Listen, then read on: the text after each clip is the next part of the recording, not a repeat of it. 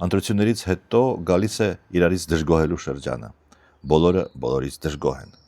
Հրապարակախոսները, ստատուս գրողները դժգոհ են ժողովրդից, ընտրողներից, ասում են, «Էս ում եք դուք ընտրել»։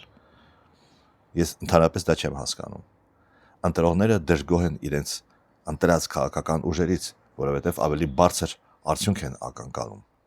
Քաղաքական ուժերը դժգոհ են իրարից, ընդ որում նրանք, ովքեր քիչ ձայներ են հավաքել, դժգոհ են նրանցից, ովքեր շատ ձայներ են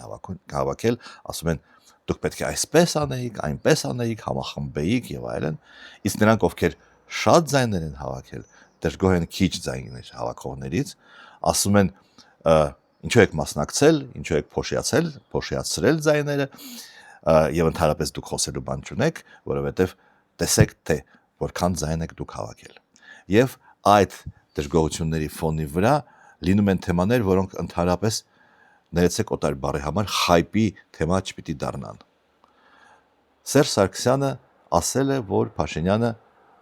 սա Փաշինյանի երրորդ ժամկետը չի, որը ըստ էության ճիշտ է եւ որևէ ձևով Փաշինյանին դրական լույսի տակ չի ներկայացնում։ Դա ինչ մի խայպի թեմա է։ Եթե ինձ հարցնեք, թող 40-րդ անգամը լինի, բայց ընտրվի իսկապես ժողովրդավարական ազատ արդար ընտրություններով։ Իսկ Փաշինյանը հերիք չի ընտրվել, հերիք չի տերորի, ձերբակալությունների, ռեպրեսիաների եւ աննախադեպ կեղծիքների միջոցով իրեն ինչ-որ ձայներ է գրել, ինչ-որ թվեր է գրել, հերիք չի ընտրվել, նաեւ վիրավորում է նրանց, ովքեր իրեն չեն ընտրել։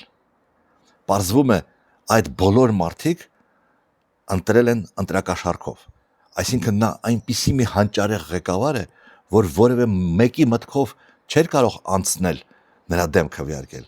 եւ եթե դեմ են քվեարկել, ուրեմն փող են վերցրել։